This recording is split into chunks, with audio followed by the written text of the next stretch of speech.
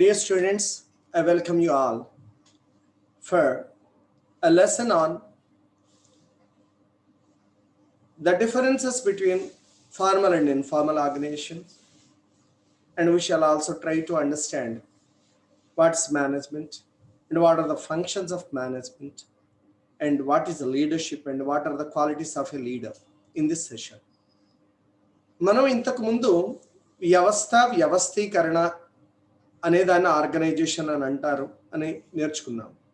So ఈ వ్యవస్థ ఎందుకు ఏర్పడాలి, వ్యవస్థ యొక్క లక్షణాలు ఎలా ఉంటాయి, వ్యవస్థ ఒక లక్ష్యాలని సాధించే దిశగా ఎలా పనిచేస్తుంది, ఇవన్నీ ఇంతకు ముందు పాఠంలో నేర్చుకున్నాం మనం ప్రారంభంలో. ఇప్పుడు వ్యవస్థలో ఉండేటటువంటి రకాలు రెండు, formal organisation and informal organisation అని ఉంటాయి. అంటే నియత వ్యవస్థలు, అనియత వ్యవస్థలు, లేదా వాటినే కొందరు లాంఛనప్రాయమైన వ్యవస్థలు, లాంఛనప్రాయం కాని వ్యవస్థలు అని అంటారు. సో ఈ ఫార్మల్ ఆర్గనైజేషన్స్ అని అంటే కొన్ని రూల్స్ అండ్ రెగ్యులేషన్స్కి అనుగుణంగా నిర్వాహకులు ఏర్పరిచేటటువంటి వ్యవస్థలు. లాంఛనప్రాయం కాని వ్యవస్థలు ఇన్ఫార్మల్ ఆర్గనైజేషన్స్ అంటే వాటికి ఏం రూల్స్ ఉండవు. మనుషుల మధ్య ఉండేటటువంటి సాంస్కృతిక పరమైన, సామాజిక పరమైన లేదా భాషాపరమైన, ప్రాంతీయమైనటువంటి ఒక ఉమ్మడి గుణాల ఆధారంగా స్నేహ సంబంధాలతో ఏర్పడేటటువంటి సంస్థలు ఇన్ఫార్మల్ ఆర్గనైజేషన్స్. అంటే ఫార్మల్ ఆర్గనైజేషన్స్లో పైకి కనబడే డిజిగ్నేషన్స్, వాటిల్లో ఉండేటువంటి వ్యక్తులు వేరుగా ఉంటారు. ఇన్ఫార్మల్ ఆర్గనైజేషన్స్లో ఆ వ్యక్తుల మధ్య సంబంధాలు భిన్నంగా ఉంటాయి. వాటికి రూల్స్ రెగ్యులేషన్స్ అంటూ ఎవరు ఏర్పాటు చేయరు. అవి వ్యక్తుల మధ్య ఉండేటటువంటి సాధారణ లక్షణాల మూలంగా వారంతా కూడా ఇన్ఫార్మల్ ఆర్గనైజేషన్స్లో మెంబర్ అవుతారు. సో ఈ ఫార్మల్ ఆర్గనైజేషన్, ఇన్ఫార్మల్ ఆర్గనైజేషన్కి సంబంధించినటువంటి అంశాలను మనం ఇప్పుడు చూద్దాం.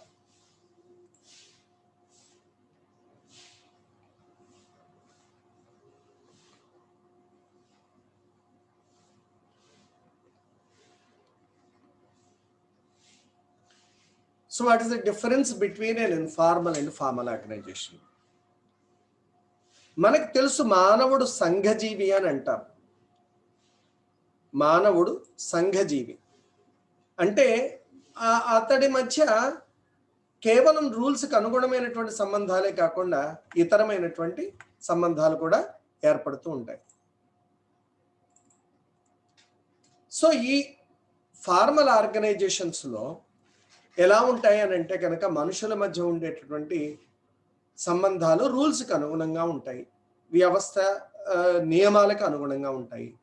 అదే ఇన్ఫార్మల్ ఆర్గనైజేషన్స్లో ఉండేటటువంటి వ్యక్తులు ఎలా ఉంటారు అని అంటే, వ్యక్తుల మధ్య సంబంధాలు ఎలా ఉంటాయంటే వాటికి ఏం రూల్స్ అండ్ రెగ్యులేషన్స్ ఏమి ఉండవు. ఇందాక చెప్పుకున్నట్టుగా వారికి సాంస్కృతిక పరమైన, సామాజిక పరమైన, భాషాపరమైన, ప్రాంతీయమైనటువంటి సామాన్య వాళ్ళకి ఉండే ఉమ్మడి లక్షణాల ఆధారంగా వాళ్ళు అందులో మెంబర్స్ అవుతూ ఉంటారు. సో ఫార్మల్ ఆర్గనైజేషన్స్ అంటే ఒక బ్యాంక్, ఒక కాలేజ్, తర్వాతను ఏదైనా లేదా ఈవెన్ ప్రభుత్వం, రాష్ట్ర ప్రభుత్వం, కేంద్ర ప్రభుత్వం, ఇలాంటి ఏ వ్యవస్థ అయినా కానీ కొన్ని రూల్స్కి అనుగుణంగా, చట్టాలకు అనుగుణంగా ఏర్పడుతుంది కనుక ఫార్మల్ ఆర్గనైజేషన్స్ అంటాం. కానీ ఈ ఆర్గనైజేషన్స్లో వర్క్ చేసేటటువంటి వందలాది వేలాది మంది వ్యక్తులలో ఒక ఉమ్మడి లక్షణాలు ఉండేటటువంటి గ్రూప్స్ వేరేగా ఉండొచ్చు. అంటే ఒక కాస్ట్కి సంబంధించిన వారో, ఒక రిలీజియన్కి సంబంధించిన వారో, ఒక ప్రాంతం నుంచి వచ్చినటువంటి వారు పరస్పరం స్నేహపూర్వకంగా మెలిగేటటువంటి అవకాశాలు ఉంటాయి. వారందరూ కలిపి ఏర్పడేటటువంటి గ్రూప్ని మనం ఇన్ఫార్మల్ ఆర్గనైజేషన్ అంటాం. కనుక ఈ ఫార్మల్ ఆర్గనైజేషన్కి, ఇన్ఫార్మల్ ఆర్గనైజేషన్కి డిఫరెన్సెస్ ఏమిటి అని అంటే ప్రధానంగా అథారిటీ, అంటే అధికారం అనేటటువంటిది ఫార్మల్ ఆర్గనైజేషన్లో ఎలా ఉంటుందంటే పైనుంచి కింది వరకు అధికార దత్తత ఉంటుంది. అంటే ఒకరి నుంచి ఒకరికి ఫార్మల్గా అథారిటీ ఇవ్వబడుతుంది. అంటే నీవు ఈ పని చేయాలి కనుక నీది అధికారము, ఈ పని చేయించే అధికారం నీది, ఈ పని చేయించే అధికారం నీది అని. అది ఇన్ఫార్మల్ ఆర్గనైజేషన్లో అధికారము ఫలానా వారికి అధికారం ఉంది, ఫలానా వారికి లేదు అని ఉండదు. ఎందుకని వారంతా స్నేహపూర్వకంగా, పరస్పరం ఇష్టంతో, ప్రేమానురాగాలతోటి, ఒక ఉమ్మడి ఆసక్తులతోటి జాయిన్ అయినటువంటి గ్రూపు. ఇందులో ఒక పెద్ద సుపీరియర్ అని, ఇన్ఫీరియర్ అనేటటువంటి భేదాలు ఉండవు మెయిన్ అథారిటీకి సంబంధించినటువంటి. స్ట్రక్చర్ ఎలా ఉంటుంది అంటే ఫార్మల్ ఆర్గనైజేషన్ చాలా క్లియర్ స్ట్రక్చర్ ఉంటుంది. అంటే ఒక chief executive officer, vice presidents and general managers, senior managers, assistant managers, executives, like that. అంటే ఒక ఫార్మల్ స్ట్రక్చర్ ఉంటుంది, ఒక నియతమైనటువంటి నిర్మాణం ఉంటుంది ఆర్గనైజేషన్కి. Informal structure అలాగేముండదు. ఎందుకని ఒక్కోసారి ఎలా ఉంటుంది అని అంటే అందులో ఉండే సిఈఓ, ఆ చివరన పనిచేసే అటెండర్ కూడా ఒక పరస్పరం ఉమ్మడిగా ఉండేటటువంటి ఓ ప్రాంతానికో భాషకో సంబంధించిన వారు అనుకోండి, వారిద్దరూ చాలా క్లోజ్గా మూవ్ అయ్యే అవకాశం ఉంటుంది ఎక్కడ ఇన్ఫార్మల్ గ్రూప్స్. అందుకని ఏంటంటే ఈ స్ట్రక్చర్ వచ్చేటట్టుగా ఫార్మల్లోనేమో చాలా రిజిడ్ స్ట్రక్చర్ ఉంటుంది, ఇన్ఫార్మల్ స్ట్రక్చర్ అనేది చాలా ఫ్లెక్సిబుల్గా ఉంటుంది. తర్వాత ఇన్ఫ్లుయెన్స్ ఎలా ఉంటుంది అని అంటే కనుక ప్రభావం చూపించడం అనేది ఫార్మల్ స్ట్రక్చర్ ఆర్డర్స్ ఇవ్వడం ద్వారా ఇన్ఫ్లుయెన్స్ చూపిస్తుంది. ఇన్ఫార్మల్ స్ట్రక్చర్లో ఇన్ఫ్లుయెన్స్ అనేటటువంటిది వాళ్ళ ఇష్టాల ద్వారా, ఒకరి మాటల ద్వారా ఒకరు ప్రభావితం అవుతూ ఉంటారు. అండర్స్టాండ్. తర్వాత మెంబర్స్ ఎలా ఉంటారు. ఫార్మల్ ఆర్గనైజేషన్స్లో మెంబర్స్ అనేటటువంటి వాళ్ళు కొన్ని రూల్స్కి అనుగుణంగా వాళ్ళ హైరార్కీ నిర్వహించబడుతుంది. నువ్వు ఉన్నతమైనటువంటి స్థాయికి చెందిన వాడివి, నువ్వు తర్వాత అనుచరుడివి, నువ్వు ఈ పని చేయాలి, ఈ పని చేయాలి అని ఉంటుంది. ప్రతి మెంబర్కి కూడా తన యొక్క ఫంక్షన్స్ చాలా క్లియర్గా డిఫైన్ అయ్యి ఉంటాయి. కానీ ఇన్ఫార్మల్ ఆర్గనైజేషన్స్లో అలాగుండదు.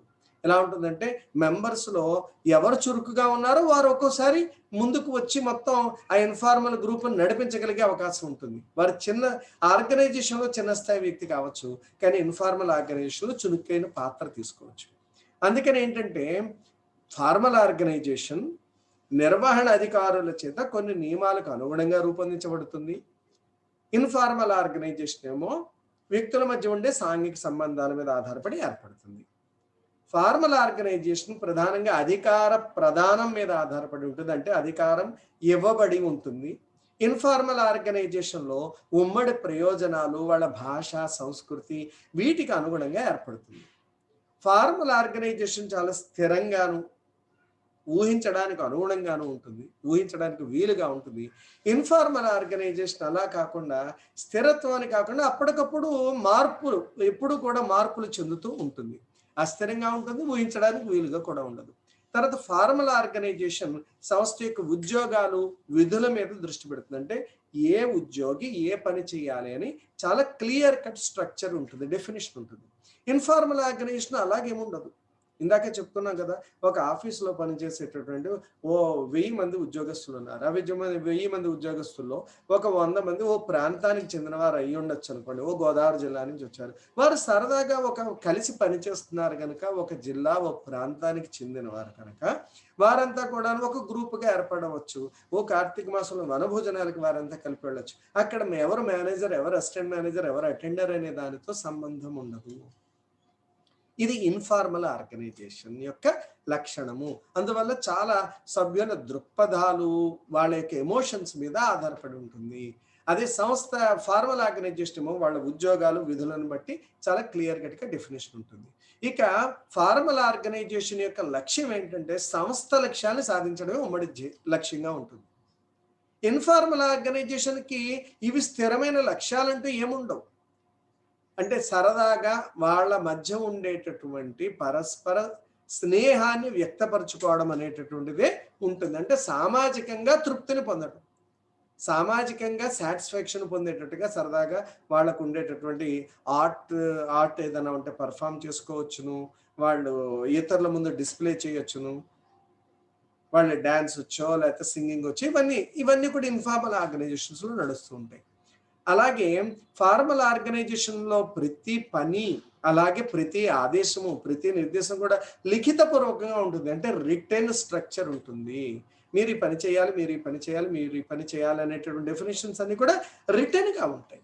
కానీ ఇన్ఫార్మల్ ఆర్గనైజేషన్స్లో అలా రిటెన్గా ఏమి ఉండవు. అంటే అది మరీ ఏదైనా ఒక పెద్ద స్థాయి కార్యక్రమం చేస్తున్నప్పుడు మీరు ఈ పని చేయండి, మీరు ఈ పని చేయండి అనే డివిజన్ ఉండొచ్చునేమో, కానీ అన్ని ఆదేశాలు ఏముండవు. అసలు ఆదేశాలు లిఖితపూర్వకంగా ఉండవు, పరస్పర ఇష్టంతో చేసేవే ఉంటాయి.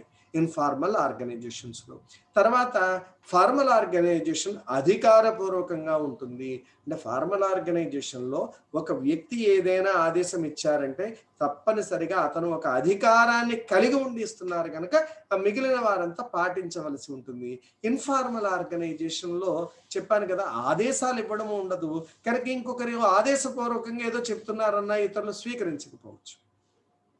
కనుక అక్కడ ఏంటంటే అనధికారికంగా ఉంటుంది. ఇదేమో అథారిటేటివ్గా ఉంటుంది, అది అనథారిటేటివ్గా ఉంటుంది. తర్వాత ఫార్మల్ ఆర్గనైజేషన్ ఒక స్వతంత్రంగా ప్రస్ఫుటంగా ఉంటుంది. స్వతంత్రం అంటే ఇండిపెండెంట్గా ఉండడం, దానికి ఒక రిజిడ్ స్ట్రక్చర్లో ఉంటుంది, క్లారిటీ తోటి ఉంటుంది. ఈ లక్ష్యాల కోసం ఇంతమంది కలిపి ఈ ఆర్గనైజేషన్ స్ట్రక్చర్ తోటి ఈ పని చేస్తున్నామని స్పష్టత ఉంటుంది ఫార్మల్ ఆర్గనైజేషన్లో. కానీ లాంఛనప్రాయం కాని వ్యవస్థల్లో అలాంటి స్ట్రక్చర్ ఏముండవు. ఎందుకని? అది లాంఛనప్రాయమైన వ్యవస్థలో భాగం. అవి ఇందాక చెప్పుకున్నాం. ఒక పెద్ద వ్యవస్థ, అది ఇన్ఫోసిసో, టీసీఎస్ఓ, లేకపోతే మైక్రోసాఫ్టో, అటువంటి కంపెనీలో పనిచేసేటువంటి ఒక 1000 మంది ఉద్యోగులు. ఆ ఉద్యోగుల్లో ఓ పర్టికులర్ ప్రాంతం నుంచో, రాష్ట్రం నుంచో, జిల్లాల నుంచి వచ్చినటువంటి ఒక ఉమ్మడి లక్షణాలు కలిగినటువంటి వ్యక్తులు. సో వీళ్ళందరూ కలిపి ఆ మైక్రోసాఫ్ట్ అనే ఫార్మల్ ఆర్గనైజేషన్లో భాగస్వాములే తప్ప వీళ్ళకంటూ పెద్ద ప్రత్యేకమైన స్ట్రక్చర్ ఉండదు. కనుక ఎప్పుడు కూడా లాంఛనప్రాయం కాని వ్యవస్థ లాంఛనప్రాయమైన వ్యవస్థలో భాగంగానే ఉంటుంది. ఇక తర్వాత లాంఛనప్రాయమైనటువంటి వ్యవస్థ, దాని యొక్క వ్యవస్థాపన ఎలా ఉంటుంది అనేది ఒక మాన్యువల్లో చూపించబడుతుంది. అంటే ఒక డాక్యుమెంట్ రూపంలో ఉంటుంది, ఒక లిఖితపూర్వకంగా ఇందాక మనం చెప్పినట్టు ఒక పుస్తక రూపంలో ఉంటుంది, ఎవరు ఏ విధులు చేయాలి అనే క్లారిటీ. కానీ నా ఇన్ఫార్మల్ ఆర్గనైజేషన్స్లో అలా ఉండవు. కార్యక్రమాలను బట్టి అప్పటికప్పుడు విధులు పంచుకోబడతాయి. అలాగే లాంఛనప్రాయమైనటువంటి వ్యవస్థ వ్యవస్థ యొక్క సాంకేతిక అంశాన్ని ప్రతిబింబిస్తుంది. అంటే టెక్నికల్గా దాని యొక్క క్యారెక్టరిస్టిక్స్ ఏమున్నాయో ప్రతి వ్యక్తి పనిలోనూ అవి రిఫ్లెక్ట్ అవుతాయి. కానీ అదే ఇన్ఫార్మల్ ఆర్గనైజేషన్ ఏంటంటే హ్యూమన్ ఆస్పెక్ట్స్ రిఫ్లెక్ట్ చేస్తాయి. అంటే ఫార్మల్ ఆర్గనైజేషన్ ఎలా పనిచేస్తుంది అంటే రూల్ ఏం చెప్తుందో దాన్ని బట్టే చేస్తుంది. అంటే ఫర్ ఎగ్జాంపుల్ ఏదైనా ఒక అటెండర్ స్థాయి వ్యక్తికి ఏదైనా మెడికల్ రియంబర్స్మెంట్ ఇవ్వాలి అని అంటే ఫార్మల్ ఆర్గనైజేషను అతని యొక్క జీతానికి స్థాయికి 1,00,000 పరిమితి అని ఉందనుకోండి, ఆ 1,00,000కు మించి ఇవ్వడానికి ఏమి ఉండదు. అదే ఇన్ఫార్మల్ ఆర్గనైజేషన్ అనుకోండి, అక్కడ అటెండరా, ఆఫీసరా, మేనేజరా అనే దాంతో సంబంధం లేకుండా అయ్యో మన గ్రూపులో ఉండే ఒక వ్యక్తికి ఇబ్బంది వచ్చింది కనుక మనం ఏదైనా సాయం చేద్దామంటే అందరూ కూడి ఎంత కుదిరితే అంత సాయం చేసే అవకాశం ఉంటుంది. అక్కడేమి పరిమితి అనేటటువంటిది ఉండదు. ఇది మనం గమనించవలసినటువంటి అంశం ఫార్మల్ అండ్ ఇన్ఫార్మల్ ఆర్గనైజేషన్స్ యొక్క భేదాలలో. అలాగే కమ్యూనికేషన్ కూడా. కమ్యూనికేషన్ అంటే సమాచార ప్రసారం ఎలా ఉంటుందంటే ఒక నియమితమైన వ్యవస్థ ప్రకారం వస్తుంది కమ్యూనికేషన్ అనేది. అంటే ఏంటంటే జనరల్ మేనేజర్ సిఇఓ గారు ఉన్నారు అని అంటే ఆయన మెయిల్ ద్వారా జనరల్ మేనేజర్స్కి చెప్తారు, జనరల్ మేనేజర్స్ ద్వారా మేనేజర్స్కి వస్తుంది, మేనేజర్స్ ద్వారా ఇతరులకు వస్తుంది. ఈ హైరార్కీని అంటే క్రమానుగత శ్రేణి అంటాం. అది ఈ ఆర్గనైజేషన్ స్ట్రక్చర్ ఆ హైరార్కీని దాటకుండానే వాళ్ళు సమాచార ప్రసారం ఉంటుంది. అదే ఇన్ఫార్మల్ ఆర్గనైజేషన్స్లో అనుకోండి, ఎవరితోటి ఏమైనా మాట్లాడుకుంటూ ఉండొచ్చు. అక్కడ సమాచార ప్రసారం వీరే చెప్పాలి, వీరి ద్వారానే సమాచారం అందాలి అనేటటువంటిది ఉండదు. ఇక పర్పస్ ఇందాకనే చెప్పుకున్నాం కదా, ప్రధానమైనటువంటి లక్ష్యం ఏమిటి అని అంటే ఫార్మల్ ఆర్గనైజేషన్కి ఆర్గనైజేషన్ ఏ లక్ష్యాల కోసం ఏర్పడిందో ఆ లక్ష్యాలను సాధించే దిశగా పనిచేయడం. అది ఇన్ఫార్మల్ ఆర్గనైజేషన్ ఏమిటి అని అంటే కనుక పరస్పర వ్యక్తులు ఏ ఇష్టాల ద్వారా వాళ్ళు కలిశారో ఆ ఇష్టాలను ప్రదర్శించుకోవడం ద్వారా సంతృప్తిని, జీవితంలో ఆనందాన్ని సాధించడం. ఓకే, ఇక్కడ benefits of informal and formal organisation. Informal organisations అనేటటువంటివి ఫార్మల్ ఆర్గనైజేషన్స్ని డెవలప్ చేయడానికి పనికొస్తాయి, ఒక్కోసారి వాటిని పాడు చేయడానికి పనికొస్తాయి.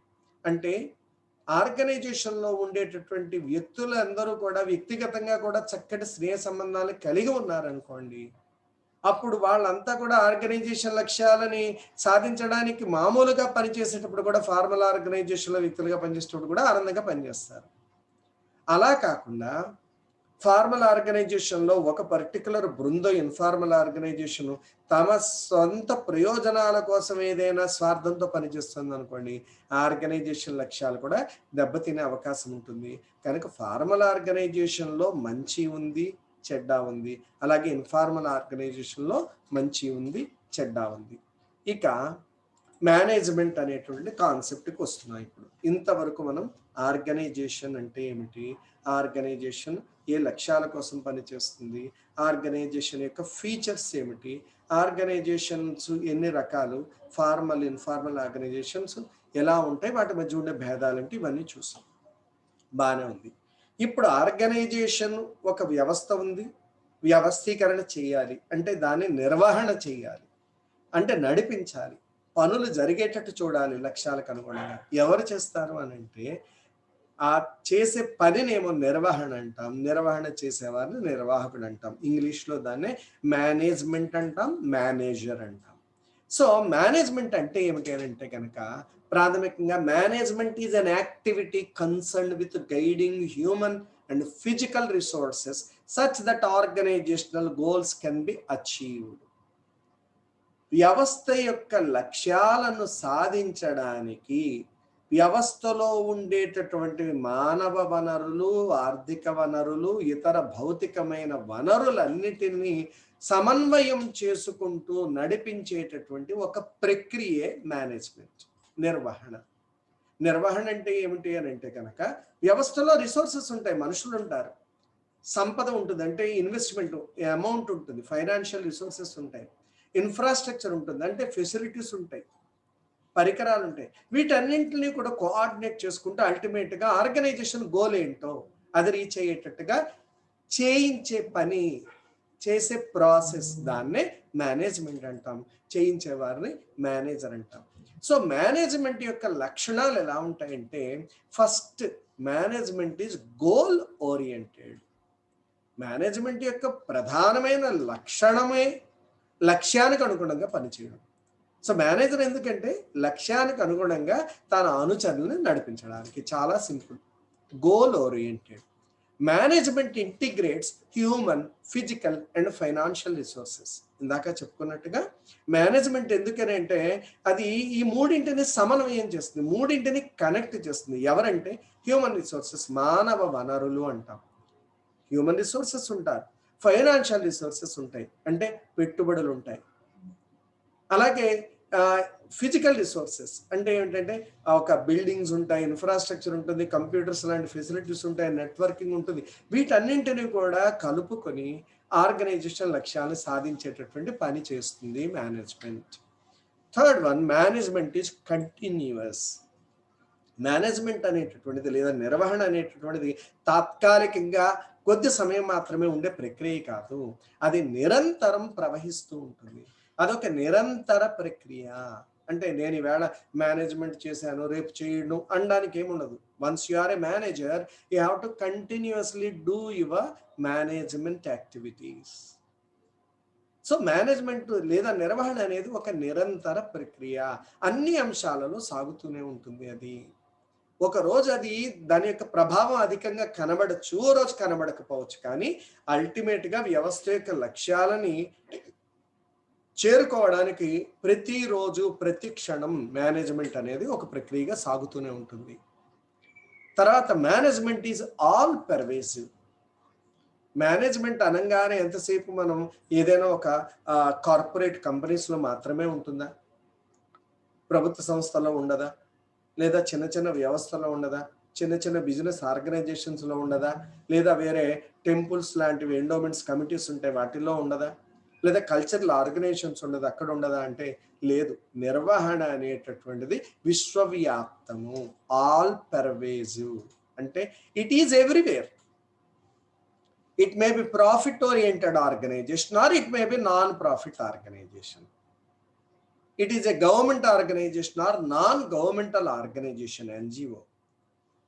It may be an educational institution, or it may be a financial institution, or it may be a cultural organization, or it may be a club like Lions Club, Rotary Club. So, or it may be a hotel, restaurant. Everywhere you can see management is there. So management is all pervasive. ఎందుకని అని అంటే కనుక ఎప్పుడైతే ఇద్దరు లేదా అంతకన్నా వ్యక్తులు కలిశారు, వారి మధ్య పని విభజన ఉంటుంది. పని విభజన ఉన్నప్పుడు పరస్పరం సమన్వయం అవసరం అవుతూ ఉంటుంది. వారి మధ్య ఏదైనా కాన్ఫ్లిక్ట్ వస్తే మేనేజ్ చేయవలసి ఉంటుంది. వారికి ఏం పని ఎలా చేయాలనే కమ్యూనికేషన్ అవసరం అవుతుంది. సో ఈ పనులన్నీ అవసరమైన చోటల్లా మేనేజర్ ఉండవలసిందే, మేనేజ్మెంట్ ఉండవలసిందే. అందుకని కాలేజెస్ కావచ్చు, హాస్పిటల్స్ కావచ్చు, బిజినెస్ ఫర్మ్స్ కావచ్చు, కల్చరల్ ఇన్స్టిట్యూషన్స్ కావచ్చు, అన్నింటికి కూడా ఒక మేనేజర్ అంటే ఒక నిర్వాహకుడు ఉంటారు, ఆయనకి సాయం చేసేవారు ఉంటారు. Whether it is a small business firm or a bigger organisation, management is absolutely necessary. Next, management is a group activity. Management is very much less concerned with individuals efforts. మీరు ఎప్పుడు గుర్తుపెట్టుకోవాల్సింది ఏంటంటే, వ్యక్తిగతంగా నేను పని చేసేయగలను, నాకు వ్యక్తిగతంగా పని చేయడం మాత్రమే ఇష్టము, నలుగురితో కలిపి పని చేయడం ఇష్టం లేదు అని అంటే కనుక మేనేజర్గా మనము సరిపోము. మేనేజ్మెంట్ అనేటటువంటిది ఏంటి అని అంటే, పని చెయ్యడం కాదు, ఇతరుల చేత లక్ష్యాలకు అనుగుణంగా లక్ష్యాలను సాధించే దిశగా పని చేయించగలిగే కెపాసిటీ. కనుక ఏంటంటే మేనేజ్మెంట్ ఎలా ఉండాలంటే ఇట్స్ ఎ గ్రూప్ యాక్టివిటీ. ఒక మేనేజర్ అనేవాడు గ్రూప్ లీడర్గా ఉండాలి, టీమ్ లీడర్గా ఉండాలి, టీమును ముందుకు నడిపించగలగాలి. అండర్స్టాండ్? అందుకని ఏంటంటే it's more concern with groups, వ్యక్తులతోటి కాదు, గ్రూప్స్ తోటి కన్సర్న్ ఉన్నటువంటి ప్రాసెస్ మేనేజ్మెంట్ అనేది. అలాగే ఈ ముందుగానే నిర్ణయించుకున్నటువంటి గోల్స్ని సాధించేటందుకు ఫలానా ఈ కంపెనీలో ఈ గ్రూప్స్ ఇలా ఇలా పనిచేయాలి అని చెప్పేటటువంటిదే మేనేజ్మెంట్. ఇక ఫంక్షన్స్ ఆఫ్ మేనేజ్మెంట్. నిర్వాహకుడి, మేనేజరు పనులు అనండి లేదా మేనేజ్మెంట్ యొక్క కార్యకలాపాల నుండి ఎలా చూసుకున్నప్పటికీ కూడా మేనేజ్మెంట్ యొక్క ఫంక్షన్స్ ఏమిటి అని అంటే, ప్లానింగ్, ఆర్గనైజింగ్. ఇక్కడ చూద్దాం డిఫరెంట్ థియరీస్ ఏం చెప్పాయి లేదా డిఫరెంట్ థియరీస్ ఏం చెప్పారో చూస్తే మనకు ఒక స్పష్టత వస్తుంది. So management is basically described as a social process. మీరు గమనించవలసింది ఏంటంటే, మేనేజ్మెంట్ అనేది మనుషులు ఎక్కడున్నారో అక్కడ అవసరం. అదే యంత్రాలు ఉండే చోట కూడా మేనేజ్మెంట్ ఉన్నప్పటికీ కూడా అది ఆటోమేషన్ అంటాం. అంటే టెక్నికల్గా మీరు ఒక ప్రాసెస్ ఏర్పాటు చేసేస్తే యంత్రాలు వాటికి ఏం చేయాలో అవి చేసేస్తాయి. అదే మేనేజ్మెంట్ లేదా లీడర్షిప్ ఇవి అవసరత ఎక్కడ పడతాయంటే మనుషులు ఎక్కువగా ఉండే చోట, అంటే బాధ్యతలు తీసుకునేటట్టుగా చేయడం, ఓకే, ఒక చక్కటి ప్రణాళికని రూపొందించడం, అది అమలు అయ్యేటట్టుగా చేయడం, ఇలాంటప్పుడు మేనేజ్మెంట్ అవసరత పడుతుంది. It is a dynamic process, అంటే అది ఎప్పుడు నిరంతర చలనశీలత కలిగి ఉంటుంది. అంతేగాని అది ఒక స్లోగా వెళ్ళేటటువంటిది కాదు, లేదా స్టాటిక్గా ఉండేది కాదు, మార్పు లేకుండా ఉండేది కాదు, నిరంతరం మార్పు చెందుతూ ఉంటుంది. అలాగే ఈ యాక్టివిటీస్ అన్నీ కూడా డిఫరెంట్ ఫంక్షన్స్ ఉంటాయి. మేనేజ్మెంట్లో కూడా marketing, finance, human resources, production and logistics, ఇట్లా రకరకాల ఫంక్షన్స్ ఉంటాయి. సో వీటన్నింటినీ కూడా సమన్వయం చేసుకుంటూనే ముందుకు మేనేజర్ వెళ్ళాలి. కనుక డిఫరెంట్ ఎక్స్పర్ట్స్ ఎట్లా చెప్పారు మేనేజ్మెంట్ గురించి అని అంటే కనుక, మేనేజ్మెంట్ ఏమి చేయాలి అనే విషయాన్ని డిఫరెంట్ మేనేజ్మెంట్ ఎక్స్పర్ట్స్ ఏం చెప్పారో ఈ 2-3 ఉదాహరణలు చూద్దాం. జార్జ్ అండ్ జెర్రీ అనేటటువంటి ఇద్దరు, there are 4 fundamental functions of management, that is planning, organizing, actuating and controlling అని చెప్పారు. అంటే వాళ్ళ దృష్టిలో మేనేజ్మెంట్కి 4 ప్రధానమైనటువంటి కార్యకలాపాలు ఉన్నాయి, 4 ప్రధానమైన పనులు చేయాలి మేనేజ్మెంట్. ఏమిటి అవి అంటే, ప్లానింగ్, ప్రణాళికీకరణ, అంటే ఆర్గనైజేషన్ యొక్క లక్ష్యాలని ఎలా చేరుకోగలమో ముందుగానే ప్లాన్ చేయాలి. రెండోది ఆర్గనైజింగ్, ఈ ప్లాన్లో చేసుకున్నటువంటి కార్యకలాపాలన్నింటినీ కూడా ఆర్గనైజ్ చేసుకోవాలంటే ఇందులో ఫైనాన్స్ రిలేటెడ్ యాక్టివిటీస్ ఏమున్నాయి, మార్కెటింగ్ రిలేటెడ్ ఏమున్నాయి, హ్యూమన్ రిసోర్సెస్ రిలేటెడ్ ఏమున్నాయి, ప్రొడక్షన్ రిలేటెడ్ ఏమున్నాయి, టెక్నాలజీ రిలేటెడ్ ఏమున్నాయి, ఈ స్టెప్స్ అన్నిటిని మనం డివైడ్ చేసుకుంటాం ప్లానింగ్ని. సో ఈ ఆర్గనైజ్ చేసి ఏ హైరార్కీ అనుగుణంగా ఏ వ్యక్తికి ఏ పనులు అప్పగించాలి, ఇదంతా ఆర్గనైజేషన్ కిందకి వస్తుంది. యాక్చువేటింగ్, ఆ తర్వాత వాటిని ఇంప్లిమెంట్ అయ్యేటట్టుగా చూడటం, అంటే మనం వేసుకున్న ప్లాన్ని ఈ ఆర్గనైజ్ చేసినటువంటి వ్యక్తుల ద్వారా అమలు అయ్యేటట్టు చూడటం. తర్వాత కంట్రోలింగ్. కంట్రోలింగ్ అంటే మీరు వ్యక్తులకి పనులు అప్పగించారు, చేయమని చెప్పారు, ఆదేశాలను ఇచ్చారు, కానీ పని సరిగా చేస్తున్నారా లేదా, ఎలా చేస్తున్నారు, ఆర్గనైజేషన్ లక్ష్యాలను రీచ్ అయ్యే దిశగా నడుస్తుందా లేదా అనేటటువంటి వాటన్నింటినీ కూడా కంట్రోలింగ్ ద్వారా మనం చూడాలి. అంటే ఏమిటి, ఏదైనా తేడా జరిగితే దాన్ని మేనేజర్ దృష్టికి వచ్చేటట్టుగా చేసుకోవాలి, ఆ తేడాని సర్దుబాటు చేసుకోవాలి, తిరిగి రైట్ పాత్లో వాళ్ళంతా కూడా వర్క్ చేసేటట్టుగా చూడాలి. అలాగే హెన్రీ ఫేయోల్ అనేటటువంటి మేనేజ్మెంట్ శాస్త్రవేత్త ఏం చెప్పారంటే, to manage is to forecast and plan. Forecast means to view in advance, to visualise in advance, to have a vision. అంటే ఈ ఏడాది ఈ 500 కోట్ల టర్న్ ఓవర్ అయింది కంపెనీకి, వచ్చే ఏడాది టర్న్ ఓవర్ ఎంతగా పెంచాలి, ఈ ఏడాది 4 ప్రొడక్ట్స్ తయారు చేసాం, వచ్చే ఏడాది ఎన్ని ప్రొడక్ట్స్కి విస్తరణ చేయాలి, ఈ ఏడాది ఎన్ని ప్రాంతాలకు విస్తరించాం, వచ్చే ఏడాది ఎన్ని ప్రాంతాలకు విస్తరించాలి, ఇవంతా కూడా విజన్ ఉండాలి. అంటే ఫ్యూచర్ గురించి ఫోర్కాస్ట్ చేయడము, లేదా దాన్ని ఏమంటాం ప్లానింగ్. అది మొదటి ఫంక్షన్గా చెప్పారు. రెండో ఫంక్షన్ ఏంటంటే ఫేయోల్ ప్రకారం ఆర్గనైజ్, నిర్వహణ చేయడం మరలా. తర్వాత టు కమాండ్ అంటే ఏమిటి, ఆదేశాలు ఇవ్వడము, నిర్దేశాలని ఇవ్వడము, వారి మీద ఒక సాధికారతతోటి కమాండ్ చేయడం. Next control. కంట్రోల్ అంటే నియంత్రణలో ఉంచుకోవడం, నియంత్రించడము.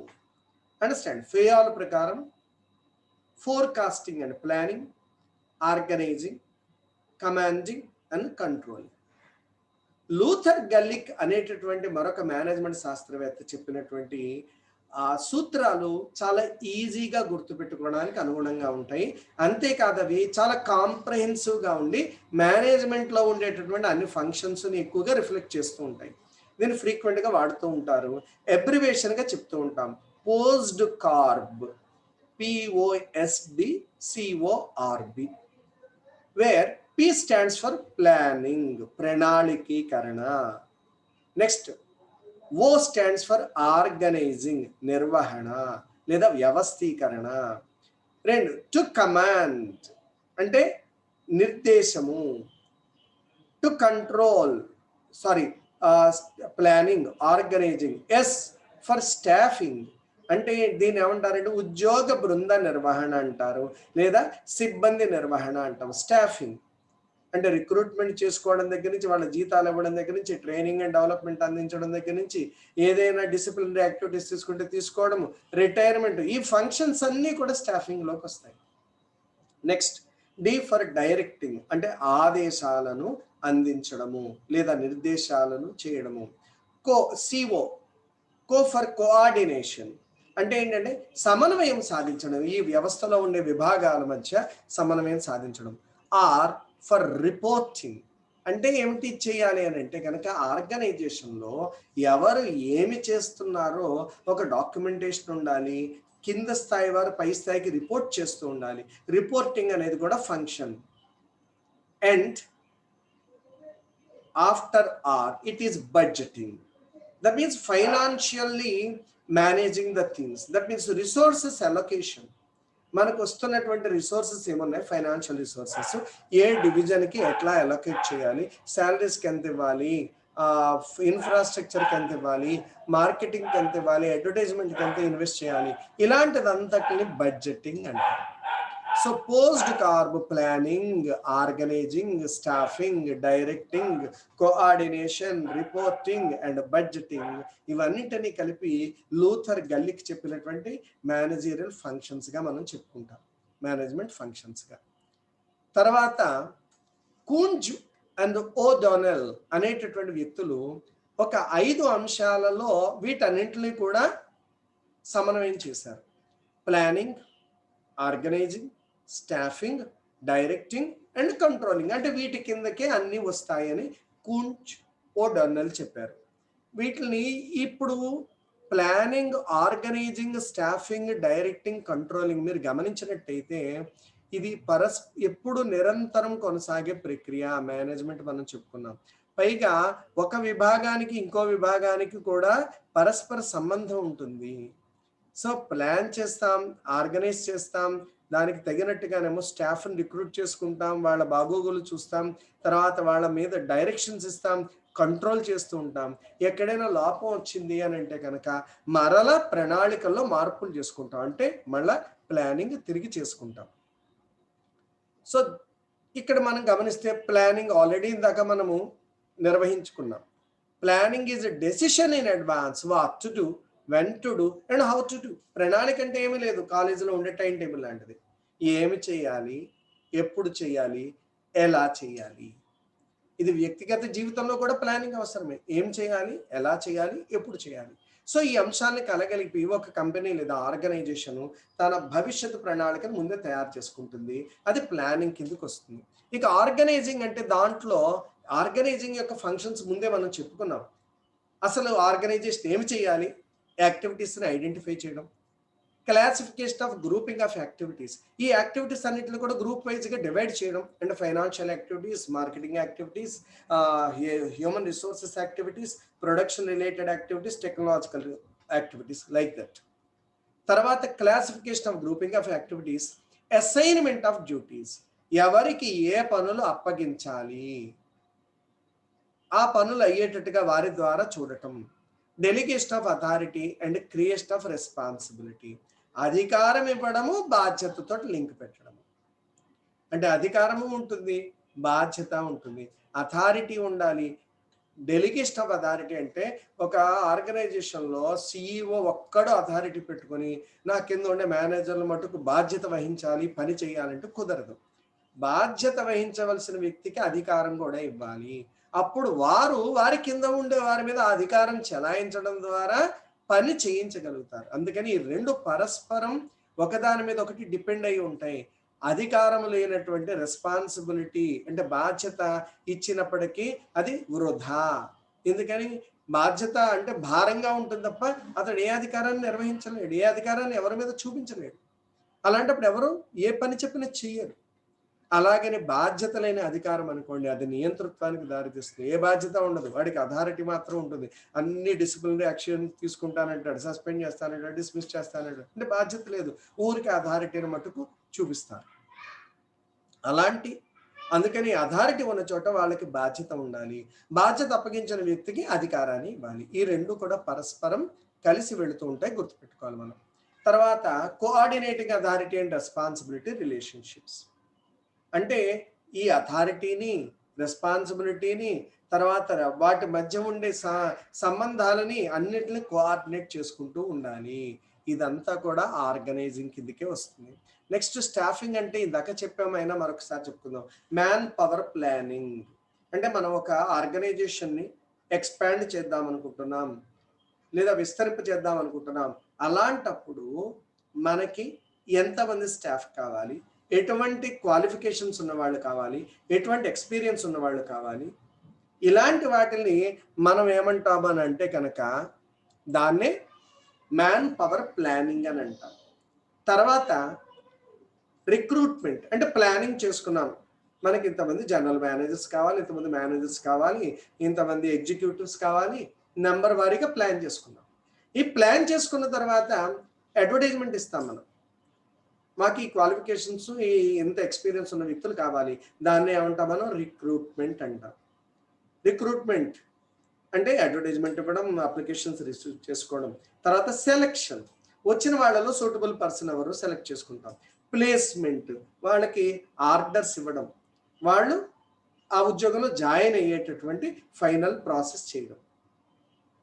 తర్వాత ట్రైనింగ్ అండ్ డెవలప్మెంట్, ఉద్యోగస్తులు ఎంత నాలెడ్జ్ ఉన్నప్పుడు క్యాండిడేట్ అయినప్పటికీ ఒక కొత్త ఆర్గనైజేషన్లో నూతనంగా జాయిన్ అయిన తర్వాత ఆ ఆర్గనైజేషన్ యొక్క పని పద్ధతుల మీద తప్పనిసరిగా శిక్షణ ఇవ్వవలసి ఉంటుంది.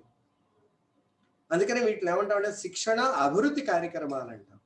అంటే ఏమిటి అని అంటే కనుక సాధారణమైనటువంటి నిర్వహణకి సంబంధించినటువంటి పనుల్లో ఇచ్చేదాన్ని ట్రైనింగ్ అంటే, ఒక విజనరీగా లీడర్గా యాక్ట్ చేయడానికి తగినటువంటి ఇచ్చే శిక్షణని డెవలప్మెంట్ అని అంటాం. అంటే ప్రస్తుత పనులు చేయడానికి ఇచ్చేది ట్రైనింగ్, భవిష్యత్తును కూడా అతను ఫేస్ చేయడానికి ఇచ్చేది డెవలప్మెంట్ రిలేటెడ్ ఆస్పెక్ట్స్. T&D అంటారు, ట్రైనింగ్ అండ్ డెవలప్మెంట్. అవి కూడా స్టాఫింగ్లోకి వస్తాయి. రెమ్యూనరేషన్, ఏ పని చేయడానికి ఏ క్వాలిఫికేషన్స్ ఏ అనుభవం ఉండే వ్యక్తులను తీసుకున్నామో దానికి అనుగుణంగా మార్కెట్ సర్వే చేసుకుని ఇతర ఆర్గనైజేషన్స్ ఎలా ఇస్తున్నాయి మనం ఎలా ఇవ్వాలి అని శాలరీస్ని డిసైడ్ చేయడం, లేదా వాళ్ళకి ఏదైనా పర్ఫార్మెన్స్ను బట్టి అదనంగా ఇచ్చేటటువంటి ఏమన్నా ఉంటే కనుక అలవెన్సెస్ ఇవ్వడం, ఇట్లాంటి వాటన్నిటిని కూడా రెమ్యూనరేషన్లోకి తీసుకొస్తాం మనం. అంటే టీఏ ఎంత ఇవ్వాలి, డిఏ ఎంత ఇవ్వాలి, హెచ్ఆర్ఏ ఎంత ఇవ్వాలి, అంటే హౌస్ రెంట్ అలవెన్స్, లేదా వాళ్ళకి ఏదైనా మ్యాగజైన్ అలవెన్స్ ఇవ్వాలా, ట్రావెలింగ్ అలవెన్స్ ఇవ్వాలా, ఇలాంటివి ఎంటర్టైన్మెంట్ అలవెన్స్ ఇవ్వాలి. ఇలా కంపెనీలకి పాలసీస్ మారుతూ ఉంటాయి. ఏదైనా పర్ఫార్మెన్స్ బాగా చేసినప్పుడు ఇన్సెంటివ్స్ ఎలా ఇవ్వాలి, కంపెనీలో షేర్స్ ఇవ్వాలా, లేకపోతే నగదు రూపంలో డబ్బు రూపంలో ఇవ్వాలా, ఇవన్నీ కూడా under remuneration they discuss. Next performance appraisal చాలా ప్రధానమైనది. రిక్రూట్ చేసుకున్నావు, పని అప్పగించావు, పని చేయడం మొదలు పెట్టాడు, జీతం ఇస్తున్నావు. ఆర్గనైజేషన్ లక్ష్యాలకు అనుగుణంగా పనిచేస్తున్నారా లేదా, ఆ పోస్టుకి అప్పగించిన బాధ్యతలకు అనుగుణంగా పనిచేస్తున్నారా లేదా, నెక్స్ట్ అతను డెలివర్ చేయవలసినటువంటి స్థాయిలో డెలివర్ చేస్తున్నాడా లేదా. Quantity as well as quality assessment రెండు ఉండాలి. అంటే రోజుకి ఇన్ని రకాల ఐటమ్స్ను ప్రొడ్యూస్ చేయాలి, అది క్వాంటిటీ రిలేటెడ్. ఇన్ని రకాల ఐటమ్స్ కూడా క్వాలిటీతో ఫంక్షన్ చేసేవి ఉండాలి, క్వాలిటీ అసెస్మెంట్. ఇవన్నిటిని కలిపి పర్ఫార్మెన్స్ అప్రైజల్ లేదా పర్ఫార్మెన్స్ అసెస్మెంట్ అంటాం. సో వాటిని చేయడం కూడా స్టాఫింగ్లో భాగమే. Next promotions and transfer. ఒక వ్యక్తి యొక్క చేసే పనిని బట్టి అతడిని నెక్స్ట్ లెవెల్కి ప్రమోట్ చేయడము, లేదా మరొక విభాగానికి కానీ మరొక ప్రాంతానికి కానీ బదిలీ చేయడము, ఇవి కూడా స్టాఫింగ్లో భాగం. నెక్స్ట్ డైరెక్టింగ్, ఇందాక చెప్పుకున్నాం, అంటే నిర్దేశము. ఈ నిర్దేశాలు ఇవ్వడంలో ఏమేంటి ఉంటాయంటే సూపర్విజన్ ఉంటుంది, సూపర్వైజర్స్ అంటాం కదా, అంటే పని ఎలా జరుగుతుందో పైన కోఆర్డినేట్ చేస్తూ చూసేటటువంటి వ్యక్తులు. మరొక ఫంక్షన్ ఏంటంటే మోటివేషన్, ప్రేరణ. తన కింద ఉండేటటువంటి అనుచరులు అంటే పనిచేసే వాళ్ళని ప్రేరేపించడం, అంటే పాజిటివ్ యాటిట్యూడ్ కలిగి వాళ్ళు కాన్ఫిడెన్స్ తోటి ఇన్వాల్వ్మెంట్ తోటి వర్క్ చేసేటట్టుగా చూడడం. లీడర్షిప్ అంటే నాయకత్వం, అంటే ఏమి భరోసా ఇవ్వడము, బాధ్యత తీసుకోవడము, ముందుండి నడిపించడము, వెన్ను తట్టి ప్రోత్సహించడము, ఇవన్నీ కూడా నాయకత్వ లక్షణాలు. అలాంటి నాయకత్వం అనేటటువంటిది డైరెక్టింగ్లో భాగంగా రావాలి. డైరెక్షన్ అంటే కేవలం నిర్దేశాలు ఇచ్చాను మీరు పని చేయవలసిందే అని కాదు, అక్కడ ఉండే లోటుపాట్లను సర్దుబాటు చేయగలగాలి, వారికి ఏదైనా లోపాలు ఉంటే సరిదిద్దాలి, వారికి ఏదైనా ఇబ్బందులు కలిగితే వాటిని అడ్రస్ చేయాలి, సాల్వ్ చేయాలి. కమ్యూనికేషన్ అంటే ఇందాక చెప్పుకున్నాం మనం, ఏదైనా సమాచార ప్రసారము అంటే ఇచ్చే డైరెక్షన్స్ చాలా క్లారిటీతో ఉన్నాయా లేదా, కమ్యూనికేషన్ కింది వారికి అర్థమవుతుందా లేదా, ఈ పని చేయాలని చెబుతూ ఇస్తున్నటువంటి ఆదేశాలలో స్పష్టత ఉందా లేదా, ఇవన్నీ కూడా దీనిలో వస్తాయి మనకి. తర్వాత సూపర్విజన్ మనం ఇందాక చెప్పుకున్నాం. ఇక ఫైనల్లీ కంట్రోలింగ్ అని అంటే కేవలం నియంత్రించడం అంటే ఏదో డిసిప్లినరీ యాక్షన్ వాళ్ళ మీద కంట్రోల్ చేయడం అని కాదు. కంట్రోలింగ్ అనేటటువంటిది ఏంటంటే it is the process of checking whether or not proper progress is being made towards the organisational goals. అంటే ఆర్గనైజేషన్ లక్ష్యాలకు అనుగుణంగా పని కరెక్ట్గా జరుగుతుందా లేదా చూడటము, అది జరగకపోతే కనుక దాంట్లో మార్పులు తీసుకురావడం, ఇది కంట్రోలింగ్, ఇది నియంత్రణ వ్యవస్థ చేయవలసినటువంటి పనులు. అంటే అప్పుడు అది ఎలా కుదురుతుందంటే అసలు ఒక మనిషి ఏం పర్ఫార్మ్ చేయాలో ముందుగా స్టాండర్డ్స్ నిర్వహించడం, అతడు ఇప్పుడు యాక్చువల్గా చేస్తున్న పని ఏమిటో చూడడం, ఈ స్టాండర్డ్స్కి అనుగుణంగా అది ఉందా లేదా రెండింటికి డిఫరెన్స్ ఉందా లేదా. డిఫరెన్స్ ఉంటే ఇది పూడ్చడానికి అనుగుణంగా ఏ రకమైన ట్రైనింగ్ కావాలి, ఏ రకమైన ఎంకరేజ్మెంట్ కావాలి, ఏ రకమైనటువంటి మోటివేషన్ కావాలి, ఇన్సెంటివ్స్ ఇవ్వాలి, ఇవన్నింటిని ఆలోచించడం. ఒక్కొక్కసారి మనం ఎంత చేసినప్పటికీ కూడా ఎంప్లాయీ పర్ఫార్మెన్స్ ఆశించిన రీతిలో లేకపోతే దానికి తగినటువంటి క్రమశిక్షణ చర్యలు తీసుకోవడం, కరెక్టివ్ యాక్షన్ అంటాం.